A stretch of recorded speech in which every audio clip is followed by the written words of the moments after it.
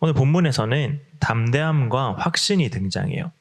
사실 우리가 인생을 살아가면서 무언가를 결정해야 되죠. 그런데 그것을 결정할 때 가장 중요한 것들 중 하나가 담대함과 확신이에요. 내가 담대하게 무언가를 결정할 수 있고 거기에 확신이 들어갈 수 있느냐라고 하는 거죠. 본문에서 말하는 담대함의 원어적인 의미는 자유롭고 숨김이 없이 당당한 상태를 말해요. 내적으로 단단한 마음을 가지고 있어서 내가 가지고 있는 이 마음을 당당하게 그리고 정확하게 표현할 수 있는 상태를 말합니다. 이걸 보면은 우리는 담대한 사람이 되고 싶어 하죠. 우리가 가지고 있는 것들을, 우리가 생각하고 있는 것들을 당당하게 표현할 수 있는 사람이 되고 싶어 합니다. 그런데 우리에게 사실 이 담대함이 없는 그 이유 중에 하나는 우리의 소유를 바라보기 때문이에요. 내가 당당하고 싶은데 내가 가진 것을 보니까, 내 손 안에 있는 것을 보니까 그것 때문에 내가 자유롭지 못하고 더 가지지 못해서 당당하지 못하다라고 생각을 합니다. 그런데 이 담대함이 내 마음 가운데 없어지는 진짜 큰 이유는 확신이 없기 때문입니다. 내 결정이, 내가 뭔가를 결정하는 게 담대하게 용기 있게 행동할 수 없는 이유는 거기에 대한 확신이 없기 때문에, 이게 될까? 이 결정이 맞을까? 이 결정대로 흘러갔을 때 내 삶은 어떻게 될까? 라고 하는, 우리는 미래를 볼 수 없기 때문에, 완벽하게 확신할 수 없기 때문에 담대한 결정을 하지 못합니다. 그리고 본문에 나타나는 이 확신의 의미는 내적인 안정감을 가진 견고한 믿음이에요. 이 견고한 믿음이, 내가 가지고 있는 이 확실한 믿음이 모든 선택을 만들어냅니다. 그리고 본문에서는 우리가 이 담대함과 확신을 가지고 하나님께 나아갈 수 있다라고 말씀을 합니다. 이 이유에 대해서 이렇게 말해요. 우리가 왜 하나님께 담대하게 나아갈 수 있느냐? 이 이유에 대해서 이렇게 말합니다. 우리 9절 함께 읽도록 하겠습니다. 영원부터 만물을 창조하신 하나님 속에 감추어졌던 비밀의 경륜이 어떠한 것을 드러내게 하려 하심이라. 영원부터 만물을 창조하신 하나님께 비밀이 있었어요. 여기서 이 비밀은 퀴즈 같은 게 아니라, 꽁꽁 숨겨져서 이제 못 찾는 게 아니라, 드러나 있지만은 그것을 깨닫지 못하는 것을 말해요. 뭔가 이게 있지만은 그게 어떤 의미인지 깨닫지 못하는 것을 말해요. 하나님이 전적인 계획이 있었어요. 우리가 담대함과 확신을 가지고 하나님께 나아갈 수 있다라고 하는 그 사실, 그것을 믿고 있는 그 마음이, 수많은 사람들이 그게 아무것도 아니다, 그거 별거 아니다, 그거 아무런 의미가 없다라고 생각을 하고 그것에 대해서 어떠한 감정과 감각을 느끼지 못하는데, 어떤 사람들은 하나님이 택하셔서, 하나님이 믿게 하셔서, 하나님의 은혜를 베풀어 주셔서 그 완전하신 하나님의 계획이 드러났다라고 하는 것을 깨닫고 내 마음 가운데 인정하고 담대함과 확신으로 하나님께 나아가고, 그리고 담대함과 확신으로 하나님께 나아갈 수 있는 사람이 바로 나다, 나 같은 사람이다 라고 하는 이 정체성을 가지고 살아간다는 거죠. 다시 한번 12절 함께 읽도록 하겠습니다. 우리가 그 안에서 그를 믿음으로 말미암아 담대함과 확신을 가지고 하나님께 나아감을 얻느니라. 그 안에서라고 하는, 본문의 그 안에서라고 하는 것의 문맥적인 의미를 보면은 그리스도 안에서예요.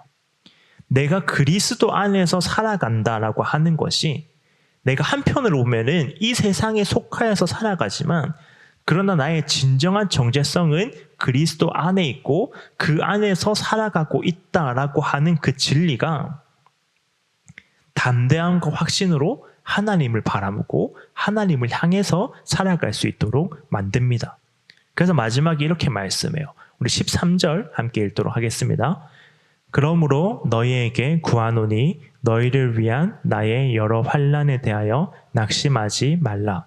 이는 너희의 영광이니라. 이때 바울은 투옥되어 있었어요. 갇혀 있었어요. 갇혀 있는 중에 에베소 교회에 편지를 쓰는 거죠. 바울이 투옥되어 있잖아요. 자유롭지 못한 몸이잖아요. 하나님이 살아계시고 그 하나님이 우리 안에 그리스도를 두셨고 그리고 우리가 담대함과 확신으로 하나님을 향한 그 정체성을 가지고 살아가고 하나님께 나아갈 수 있게 되면은 뭐 대단한 삶을 살지 않더라도 내가 뭔가 대단하게 살지는 않더라도 엄청 행복하게 살지는 않더라도 그럭저럭 살아가기는 해야 되는데 이 편지에 적힌 사도 바울의 삶을 보니까 안 그런 거예요. 보통 사람만큼도 못 살아가는 거예요. 아무것도 없는 거예요.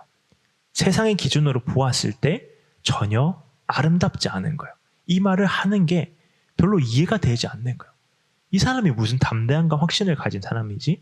이 사람이 무슨 그리스도가 안에 있는 사람이지? 그 결과가 우리 눈에 보이는 이 결과가 투옥되어서 편지를 쓰고 있는 이 사도 바울의 모습이 전혀 아름답지 않을 거예요. 넉넉하지 못해도 멋있지는 못해도 일반 사람들만큼 평균만큼은 돼야 되는데 그 평균 이하의 삶을 살고 있는 것처럼 느껴지는 거예요. 그래서 이 모든 사람이, 이 모든 상황이 이 에베소 교회 사람들의 마음을 낙심으로 이끄는 거예요. 잘 믿었는데도 핍박받아서 저렇게 되네. 하나님만 믿고 있고 하나님 살아계시면 확실한데 결국 결론이 저렇게 되네라고 하는 낙심으로 이끌어가는 거예요. 우리 13절 한 번 더 읽도록 하겠습니다. 그러므로 너희에게 구하노니 너희를 위한 나의 여러 환난에 대하여 낙심하지 말라. 이는 너희의 영광이니라.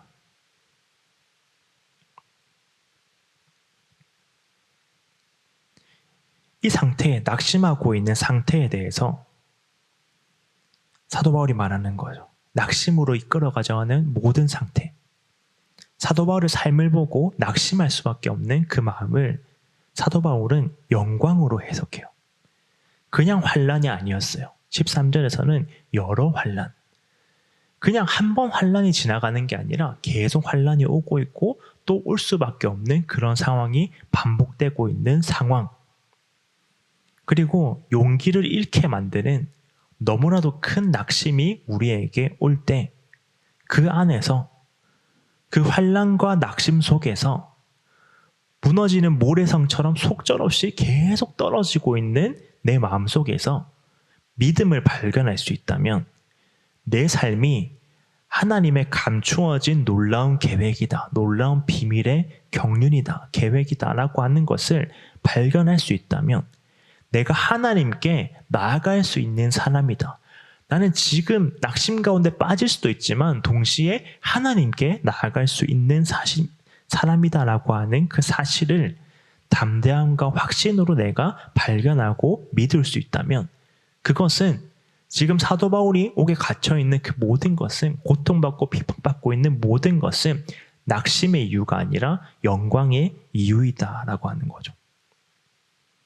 내 모든 환난과 낙심의 방향을 하나님께 보내버리는 거예요. 하나님께 모든 영광을 올려드립니다. 라고 해보는 거예요.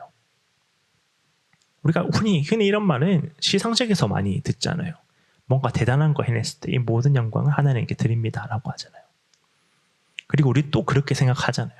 뭔가 내가 잘해야지 하나님께 영광을 돌리고 뭔가 내가 잘 풀려가지고 막 뭔가 우리 교회는 다행히 감사헌금 이렇게 막 안 읽어주는데 감사헌금을 읽을 때 감사헌금인지 이게 자랑헌금인지 모를 정도로 막 이렇게 막 뭔가를 뭐 해주셔서 하나님께 모든 영광을 올려드립니다. 이렇게 생각을 하잖아요. 그런데 잘 되어서가 아니라 멋지게 해내서가 아니라 삶의 모든 순간에 내 삶의 모든 순간이 하나님의 손에 있으니까 믿음으로 선포하는 거예요.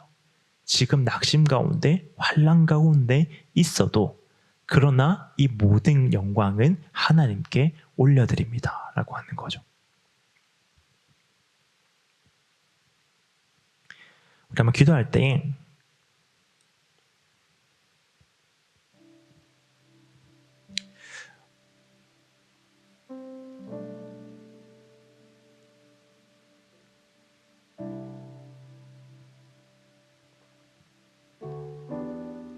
우리는 확신이 없어서 힘들어요.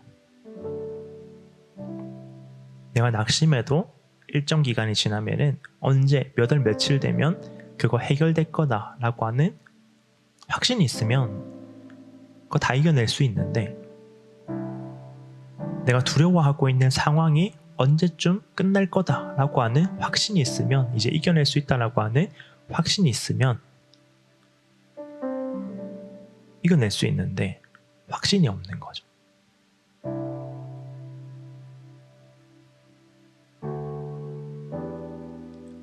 근데 이 확신이 없는 사람들에게 확신은커녕 낙심과 환란이 계속해서 반복되고 있는 그 사람들에게 성경이 말씀하는 것은 그 모든 상황 또한 하나님께 영광으로 올려드려라. 내가 받지 말라는 거예요. 나를 향해서 그 낙심과 환란의 방향을 나에게 두어서 내가 낙심하고 내가 환란 때문에 힘들어하지 말고 그 방향을 하나님께 바꿔서 하나님께 영광으로 돌려드리라는 거예요.